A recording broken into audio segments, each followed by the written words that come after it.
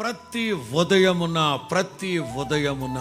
ఆషేరు గురించి మనం మాట్లాడుకోవాలంటే సహోదరులందరికంటే ఎక్కువగా ఆశీర్వదించబడి దీవించబడి అతని కాళ్ళు అతని పాదాలు తైలములో ముంచుకొని తైలముతో కడుక్కుంటున్నాడంటే అంత గిన్నె నిండి పొంగి పొరిలే ఆశీర్వాదం ఎక్కడి నుంచి వచ్చిందంటే ప్రతి ఉదయమున కృప కృప కృప.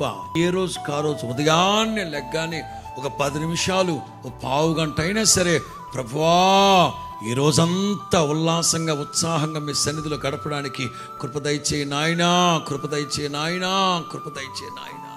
మీకందరికీ కృప వెంబడి కృప కలుగునుగాక, మీకందరికీ కృప వెంబడి కృప కలుగునుగాక. ఒక సేవకునిగా నా వంతు నేను మంచి మనస్సుతో నా దేవుని కృపని మీ మీద ఉచ్చరిస్తూ ఆశీర్వదిస్తుండగా నా దేవుడు కృప వెంబడి కృప మీకు అనుగ్రహించునుగాక.